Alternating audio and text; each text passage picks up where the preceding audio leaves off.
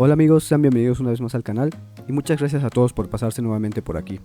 Espero que el video de hoy les resulte útil y sobre todo interesante, pero dejemos a un lado tanta palabrería y vayamos directo al tema.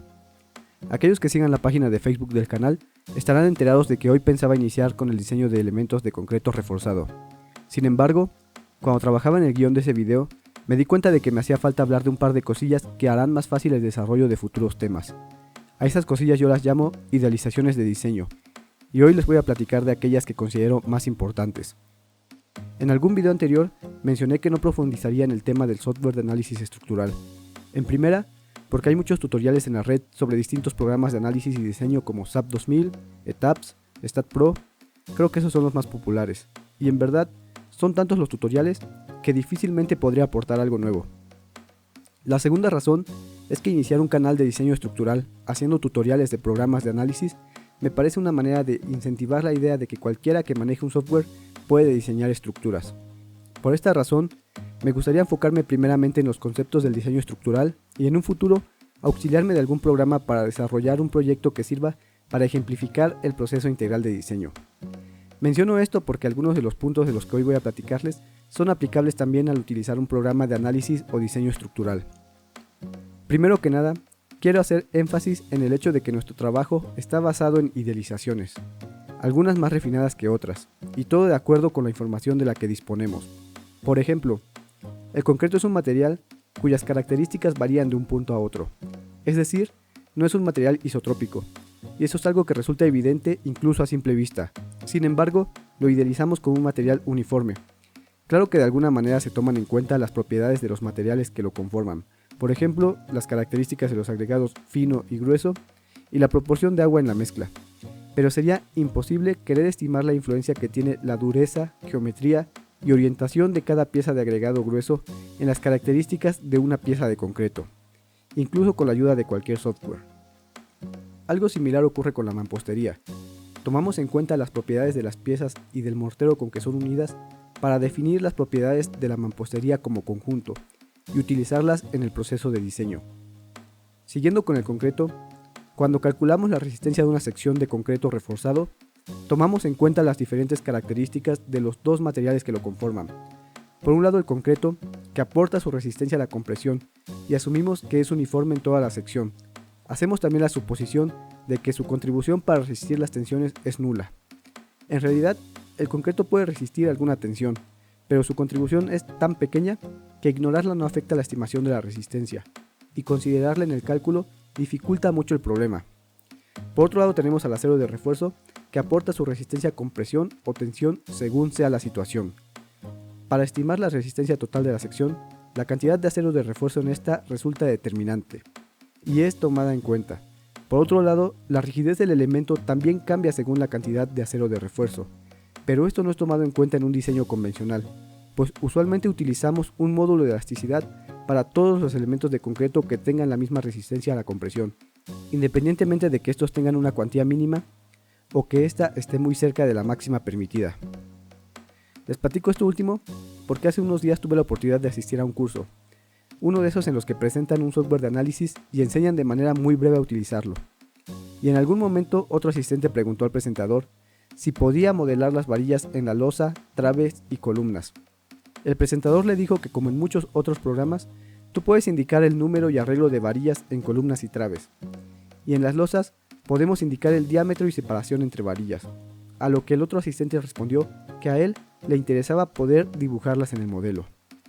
No entiendo la razón por la cual quería hacer eso, pues como mencioné antes, de la manera en que se hace el diseño, la cantidad de refuerzo no impacta en la rigidez de la estructura. Cuando nosotros introducimos los datos de refuerzo de las secciones al programa, es para la verificación de la resistencia de estos elementos. Y es por eso que la mayoría, una vez realizado el análisis, podemos cambiar la cantidad de refuerzo sin tener que volver a ejecutar el análisis, pues los resultados de este seguirían siendo iguales. Sin embargo, si queremos modificar el tamaño de una sección, sí es necesario efectuar de nuevo el análisis de la estructura. En este curso, y luego de recordar algunos comentarios que he recibido de arquitectos y constructores, me di cuenta de que muchos piensan que lo que hacemos es como una simulación, que modelamos la estructura y en el programa hacemos que le sople el viento, que se mueva la tierra y que las personas pasen por ella. Y volviendo al título del video, nosotros no hacemos una simulación, sino un análisis de una estructura idealizada, sobre la que actúan fuerzas idealizadas. En la práctica diaria, en un software de análisis no podemos simular el viento, pero simulamos el efecto del viento sobre la estructura con cargas de presión y succión. Tampoco movemos el terreno en el cual se apoya nuestro edificio, pero consideramos las fuerzas resultantes por la inercia y hacemos que actúen sobre la estructura. Tampoco hacemos que un montón de personas caminen por los pasillos del modelo del edificio.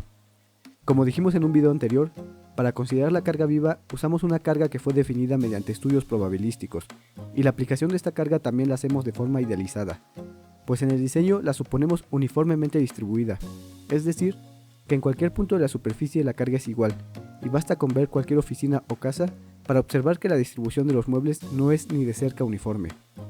Para revisiones por carga gravitacional, quizá esta falta de uniformidad en la distribución no representa ningún inconveniente grave. Sin embargo, para una revisión por fuerzas sísmicas puede representar una excentricidad adicional a la considerada, y esto se toma en cuenta mediante un factor de excentricidad accidental que nuevamente está basado en observaciones probabilísticas. Aprovecho que tocamos el punto de las cargas distribuidas para hablar un poco acerca de cómo clasificamos las cargas según la forma en que éstas actúan. No hay que confundir esto con lo que mencionamos unos videos atrás, cuando clasificamos las cargas según su duración en permanentes, variables y accidentales. Vamos a mencionar primero las cargas puntuales. Estas son cargas de magnitud considerable que actúan en un área relativamente pequeña. Por ejemplo, algún equipo muy pesado y compacto, la reacción de las llantas de un tráiler sobre un puente, el peso de una gran lámpara sujeta a un larguero o losa, y he considerado de esta forma también el peso de algunos árboles de gran tamaño que se colocarían sobre una azotea, y el de alguna escultura de mármol que deseaban colocar en un voladizo. Luego vienen las cargas lineales, que como su nombre lo dice, actúan sobre una forma lineal. Por ejemplo, el peso propio de una trave.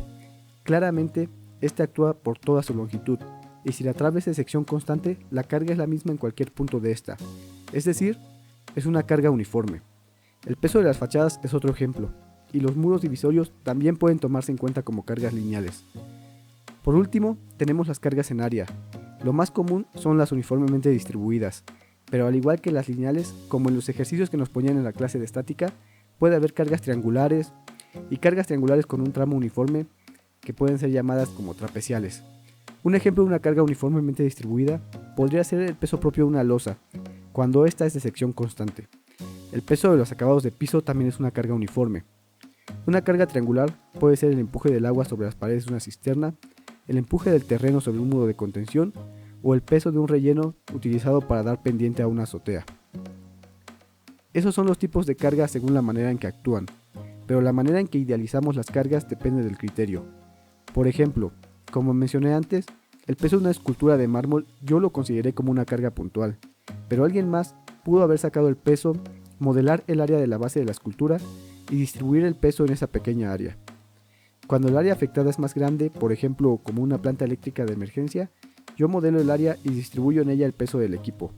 Hay ingenieros que dividen el peso en 4 cargas puntuales que colocan en cada esquina de la base del equipo. Los muros divisorios son otro tema para el cual se toman diferentes criterios. Se entiende que si son muros divisorios se deben aislar adecuadamente de la estructura, y a excepción de la masa que poseen, no influyen de otra manera en la rigidez de la estructura. Hay quien los modela como un elemento más y hay quien los introduce como cargas lineales. En proyectos de uso habitacional, la densidad de muros divisorios es tan alta que hay ingenieros que prefieren considerarlo como una carga distribuida. De igual forma, en proyectos de oficina, donde la ubicación de los muros divisorios depende en gran manera del usuario final, que adecuará el área acorde a sus necesidades.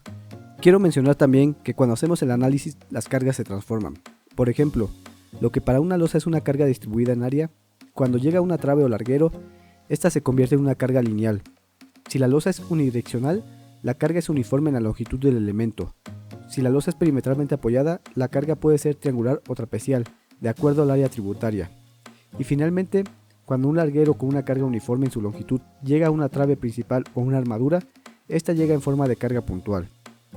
Otro tema interesante es, ¿en qué casos una losa o cubierta puede considerarse como unidireccional? Si la losa se apoya en dos lados, como puede ser en un puente con un claro muy corto o una alcantarilla, la losa se puede considerar unidireccional. También cuando la losa está perimetralmente apoyada, pero la relación claro corto claro largo es menor a 0.5. También cuando se utiliza algún sistema en que los nervios lleven la carga en una dirección, como puede ser el sistema luz-acero, vigueta y bovedilla, o una lámina acanalada. Y esto se debe a que la rigidez del sistema en un sentido es mucho mayor que en el otro. Por ejemplo, una lámina acanalada puede enrollarse de manera que los nervios se traslapen, es decir, de forma paralela a los nervios la rigidez es muy baja. Sin embargo, en sentido longitudinal a los nervios es muy difícil doblar la lámina. De manera semejante ocurre con los otros dos sistemas mencionados. Por último, me gustaría decirles que cuando nos apoyemos en un programa de análisis, es importante representar de la mejor manera las características de la estructura, pero no es necesario exagerar. Recuerdo que una de las primeras cosas que revisé fue una cubierta. Consistía en láminas acanaladas apoyadas en largueros tipo CF, que a su vez se apoyaban en la cuerda superior de una armadura, y yo incluso modelé la distancia que había entre el centroide de la cuerda superior y el centroide del larguero. Después vi que era innecesario hacer eso. Más que dibujar de la manera más exacta posible la estructura en el programa de análisis, debemos poner atención a las idealizaciones y suposiciones que estamos haciendo y las que hace el programa, y así evitar cometer errores mayúsculos. Una vez más, gracias a todos por pasarse por aquí. Espero que les haya servido de algo el contenido del video. Por favor, escríbanme en los comentarios qué les pareció, alguna duda o algún tema que quieran que toquemos en un futuro. Se los agradecería mucho y seguramente me ayuda a mejorar. Hasta pronto.